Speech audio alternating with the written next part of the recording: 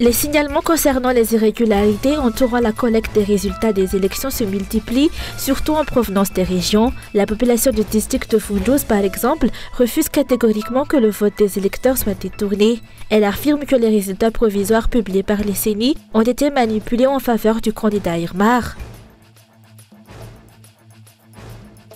Manipulation et détournement de l'attention publique en attendant les résultats des élections législatives sont les raisons pour lesquelles les dirigeants ont commencé à procéder aux tests des cabines téléphériques qui ne sont pas prioritaires en ce contexte national tendu selon le Rajna syndical.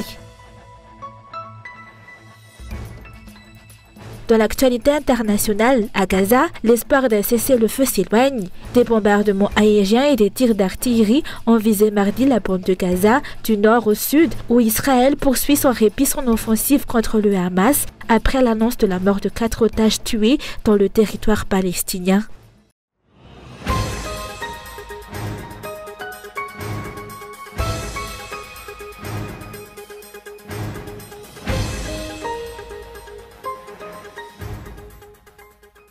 Anomalies multiples et récurrentes, utilisation des biens et des agents de l'État, manipulation des voix des électeurs, vol de voix, ce sont les principales plaintes de la population à la base et des candidats députés concernant les élections législatives qui se sont déroulées dans les 120 districts du pays. Face à cet imbroglio électoral, les yeux sont rivés une fois de plus sur la HCC, la Haute Cour constitutionnelle, avec une question cruciale. La HCC va-t-elle cette fois jouer son rôle de juge constitutionnel ou va-t-elle se rendre complice des infractions à la loi?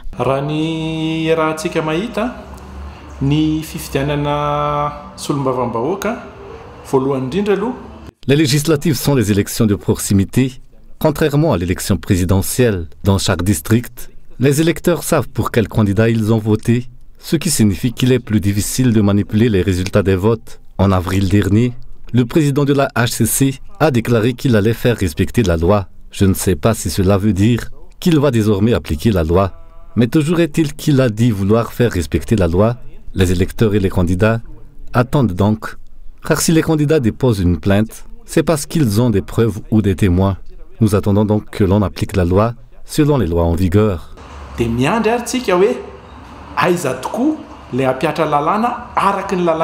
D'après les juristes, la HCC ne doit pas se plier à des consignes politiques, mais plutôt prouver que la loi est au-dessus de toute considération politique.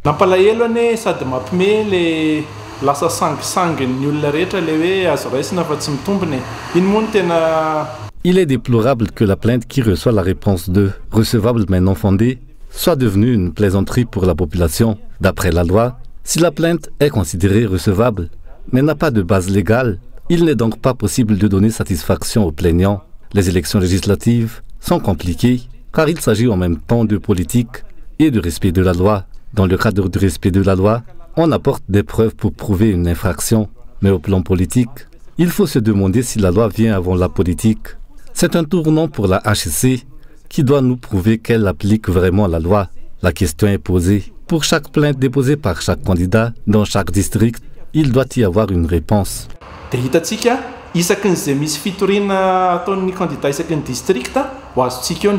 L'opinion publique est donc dans l'expectative de la suite que donnera la HCC aux plaintes déposées par les candidats. S'agira-t-il de la réponse laconique, recevable mais non fondée, ou bien le juge constitutionnel aura-t-il changé ses méthodes de travail?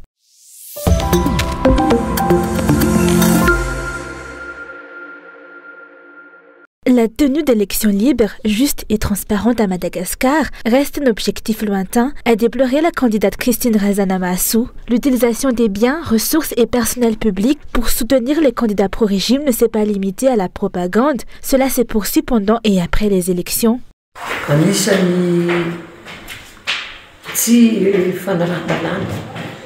L'utilisation des biens publics par le candidat numéro 1 pro-régime constitue de l'abus de pouvoir, comme l'illustre le cas à Mbundu Misot, dans le Fouktantambile, où ce candidat n'a pas hésité à utiliser un véhicule de plaque rouge pour faire campagne et à distribuer de l'argent sans retenue. De plus, en guise d'isoloir, ils ont utilisé un tissu pour faciliter le changement ou l'ajout de bulletins uniques. Des hélicoptères ainsi que les véhicules des chefs de district ont également été mobilisés pour soutenir la campagne du candidat pro-régime. Face à ces multiples abus de pouvoir, il est indéniable que la réalisation d'élections libres et véritablement représentatif du choix du peuple à Madagascar reste un objectif lointain.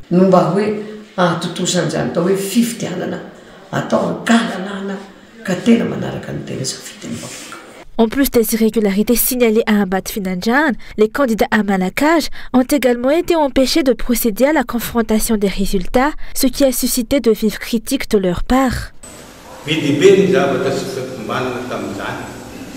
De nombreuses irrégularités ont été constatées. C'est pourquoi nous avons demandé une confrontation des résultats auprès de la CRMV et de la CENI. Malheureusement, cette demande n'a pas été autorisée, ce qui soulève des questions sur les raisons sous-jacentes à cette décision. Nous en appelons à tous les citoyens pour se lever et protéger notre choix. Des documents ont été envoyés à Antananarivo afin de demander une nouvelle confrontation. Nous exhortons également les autorités à traiter cette affaire avec sérieux pour faire éclater la vérité sur ces élections.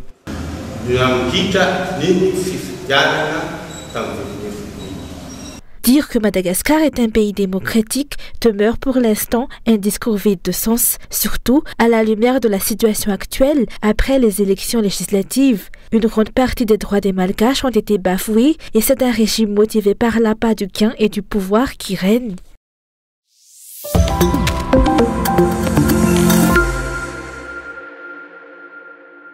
La population du district de Vunjouz n'acceptera pas que le vote des électeurs soit détourné. Elle estime que les résultats provisoires publiés par la CENI ont été grossis en faveur du candidat Irmar.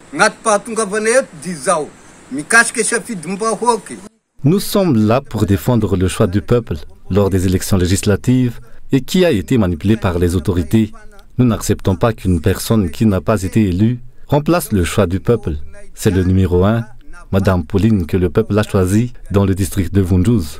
Nous portons plainte auprès des autorités car nous n'acceptons pas que le choix du peuple soit détourné.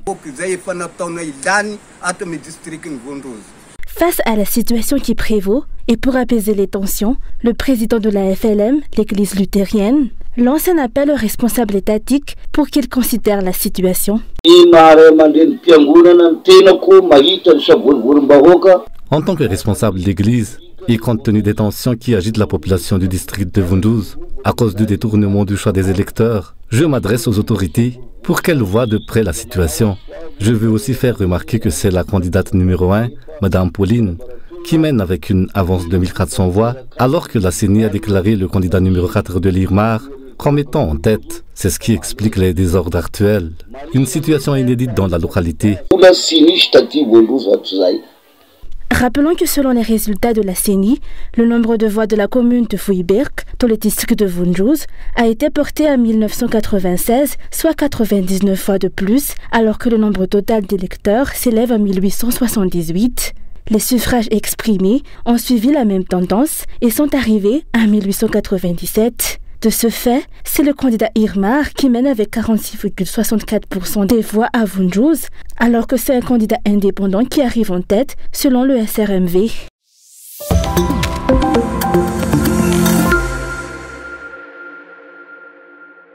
Le KMF CNOE Éducation des citoyens a exhorté aujourd'hui la CENI par le biais d'un communiqué à publier les informations détaillées sur les résultats de chaque bureau de vote sur son site internet et sur ses réseaux sociaux. Cette demande vise à éviter la polémique autour du fait que la publication de résultats généraux pourrait dissimuler d'éventuelles fraudes électorales. Cette demande vise à éviter la polémique autour du fait que sa publication de résultats de manière générale pourrait dissimuler d'éventuelles fraudes électorales.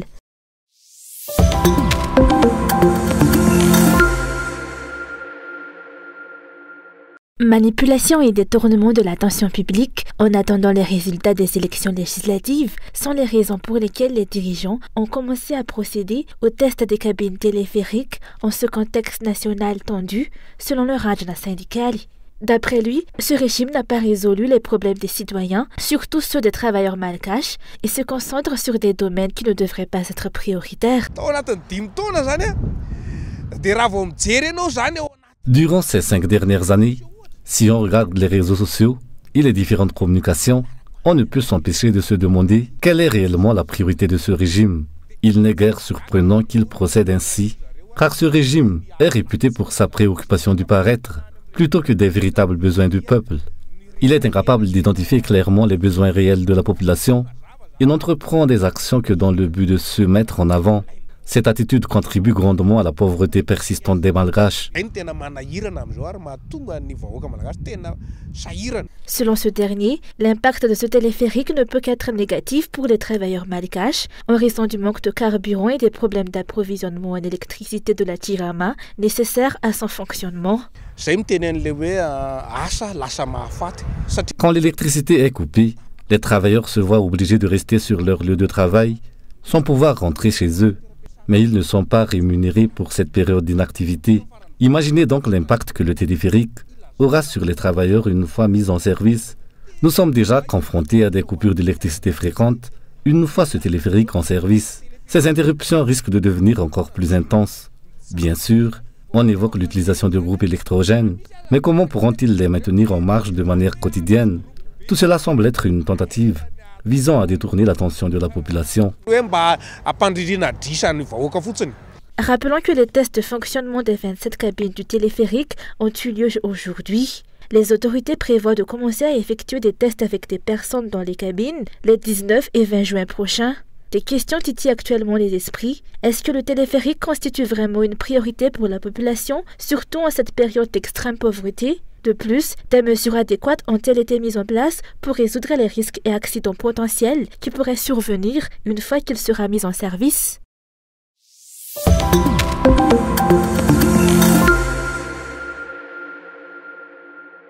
Outre les produits d'exportation, les matières premières et les produits artisanaux de Madagascar suscitent également l'intérêt des acteurs et opérateurs étrangers. Les échanges commerciaux entre les acteurs économiques locaux et les opérateurs étrangers peuvent s'avérer être difficiles, d'où la tenue du Salon international des acteurs économiques pour les faciliter.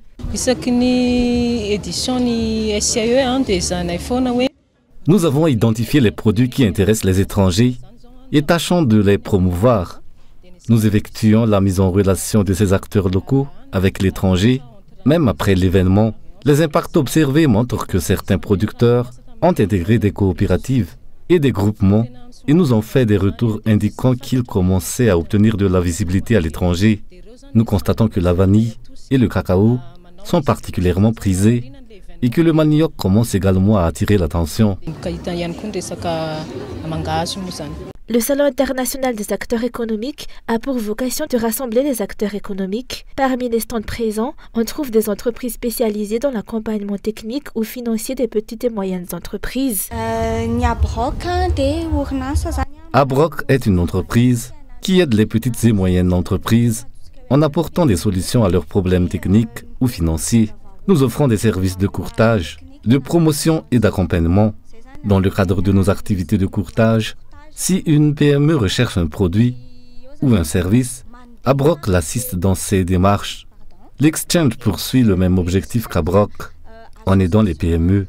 C'est une association d'experts étrangers bénévoles qui offre gratuitement leur aide aux entreprises à condition que celle-ci soit formelle depuis au moins 3 ans. Pour le secteur de l'artisanat, un événement comme celui-ci offre l'occasion de faire découvrir les produits de fabrication 100% malgaches. À part les étrangers, la population locale montre aussi un intérêt croissant pour les nouveautés artisanales. Kabalou